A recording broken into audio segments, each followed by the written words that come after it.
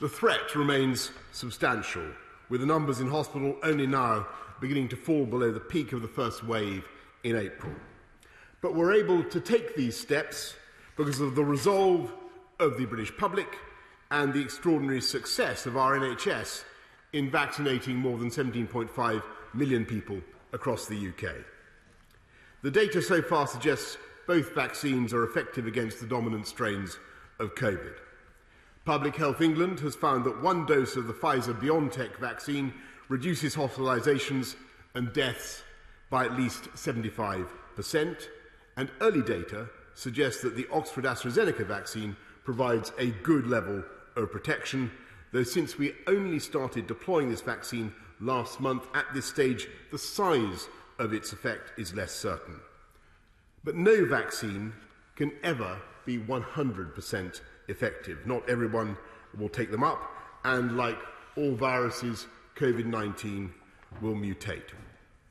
So as the modelling released by SAGE today shows, we cannot escape the fact that lifting lockdown will result in more cases, more hospitalisations, and sadly, more deaths. And this would happen whenever lockdown is lifted, whether now or in 6 or 9 months, because there will always be some vulnerable people who are not protected by the vaccines. There is therefore no credible route to a zero COVID Britain, or indeed a zero COVID world. And we cannot persist indefinitely with restrictions that debilitate our economy, our physical and mental well-being, and the life chances of our children. And that is why it is so crucial that this roadmap should be cautious, but also irreversible. We're setting out on what I hope and believe is a one-way road to freedom, and this journey is made possible by the pace of the vaccination programme. In England, everyone in the top 4 priority groups was successfully offered a vaccine by the middle of February.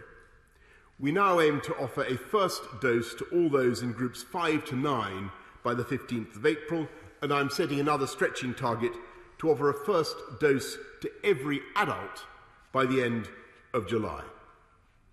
As more of us are inoculated, so the protection afforded by the vaccines will gradually replace the restrictions. And today's roadmap sets out the principles of that transition. The level of infection is broadly similar across England, so we will ease restrictions in all areas at the same time.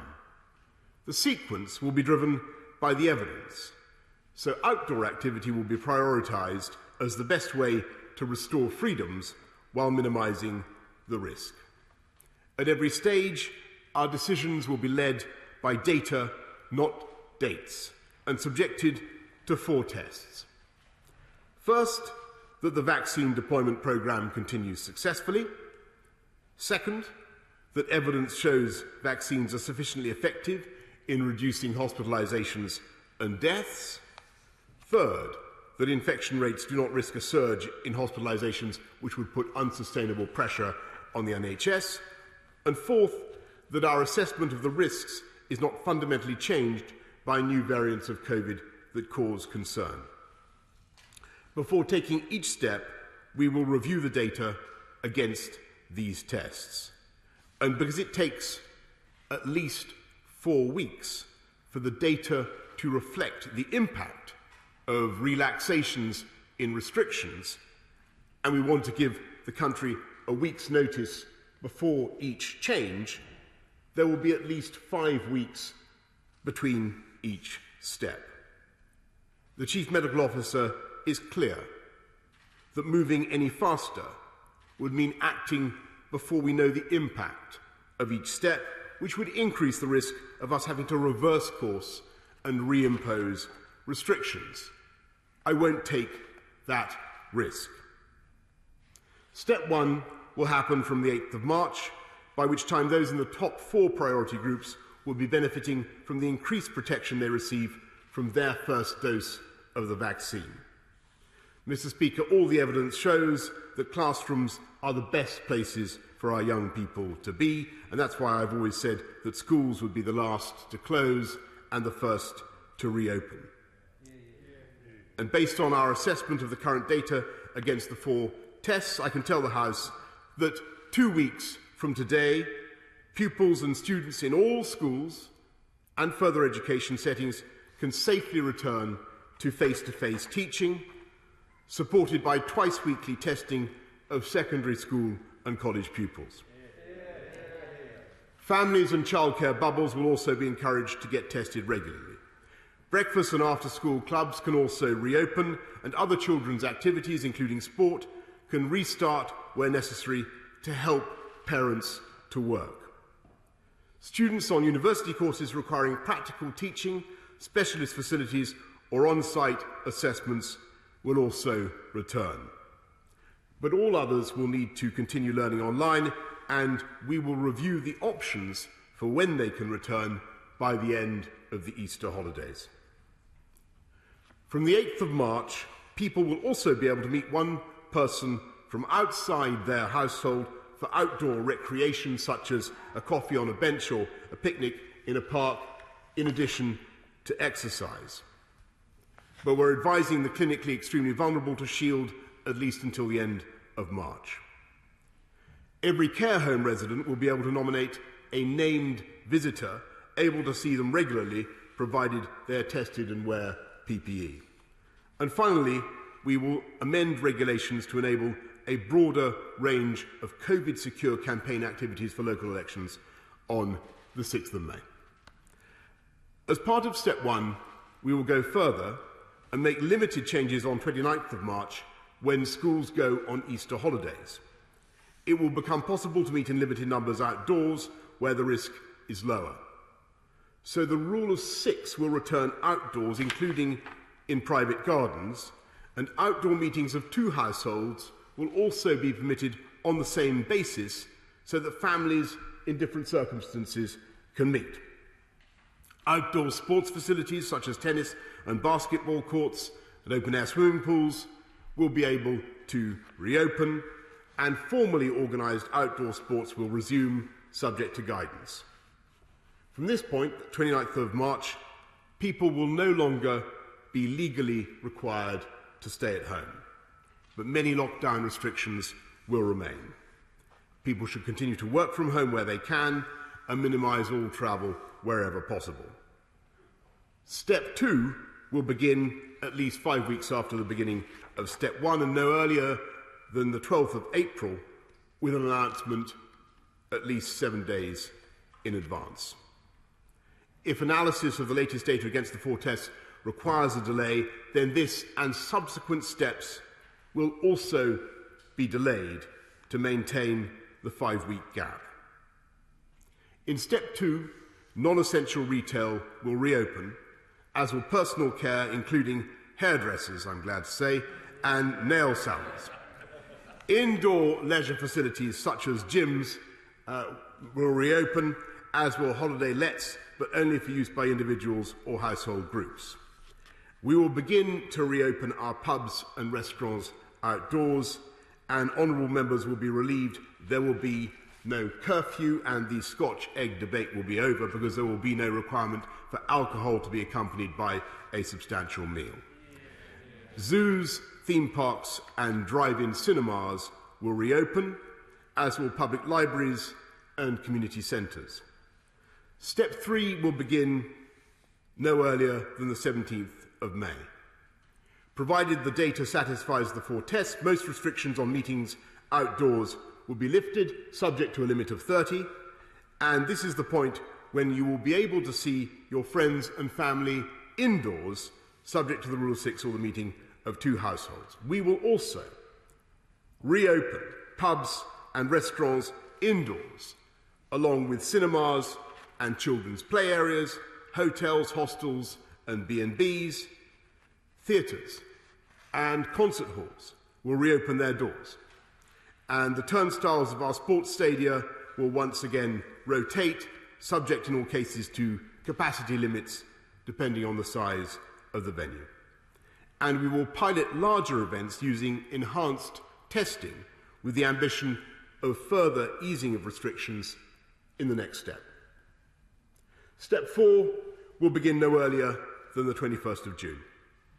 With appropriate mitigations, we will aim to remove all legal limits on social contact, and on weddings and other life events, we will reopen everything up to and including nightclubs and enable large events such as theatre performances above the limits of Step 3, potentially using testing to reduce the risk of infection.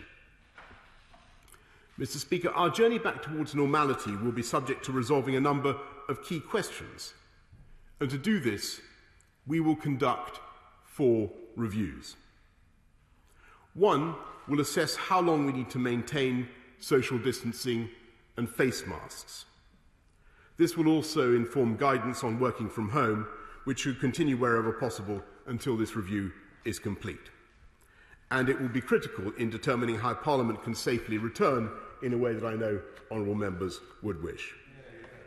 A second review will consider the resumption of international travel, which is vital for many businesses which have been hardest hit, including retail, hospitality, tourism and aviation. A successor to the Global Travel Task Force will report by the 12th of April so that people can plan for the summer. The third review will consider the potential role of COVID status certification in helping venues to open safely, but mindful of the many concerns surrounding exclusion, discrimination and privacy. And the fourth review will look at the safe return of major events. Mr. Speaker, as we proceed through these steps, we will benefit from the combined protection of our vaccines and the continued expansion of rapid testing. We will extend the provision of free test kits for workplaces until the end of June, and families, small businesses and the self-employed can collect those tests from local testing sites. Mr. Speaker, in view of these cautious but, I hope, irreversible changes, people may be concerned about what these changes mean for the various support packages, for livelihoods, for people and for the economy. So I want to reassure the House we will not pull the rug out. For the duration of the pandemic, the government will continue to do whatever it takes to protect jobs and livelihoods across the UK. And my right honourable friend, the Chancellor, will set out further details in the budget next Wednesday. Finally, Mr. Speaker, we must remain alert to the constant mutations of the virus. Next month, we will publish an updated plan for responding to local outbreaks, with a range of measures to address variants of concern, including surge PCR testing and enhanced contact tracing. We can't, I'm afraid, rule out reimposing restrictions at local or regional level if evidence suggests they are necessary to contain or suppress a new variant which escapes the vaccines. Mr. Speaker, I know there will be many people who will be worried that we are being too ambitious and that it is arrogant to impose any kind of plan upon a virus. And I agree that we must always be humble in the face of nature and we must be cautious. But I really also believe that the vaccination programme has dramatically changed the odds in our favour, and it is on that basis that we can now proceed. And of course, Mr. Speaker, there will be others who will believe that we could go faster on the basis of that vaccination programme. And I understand their feelings, and I sympathise very much with the exhaustion and the stress that people are experiencing and that businesses are experiencing after so long in lockdown. But to them, and to them all, I say that today the end really is in sight, Mr. Speaker. And a wretched year will give way to a spring and a summer that will be very different and incomparably better than the picture we see around us today. And in that spirit, Mr. Speaker, I commend this statement to the House.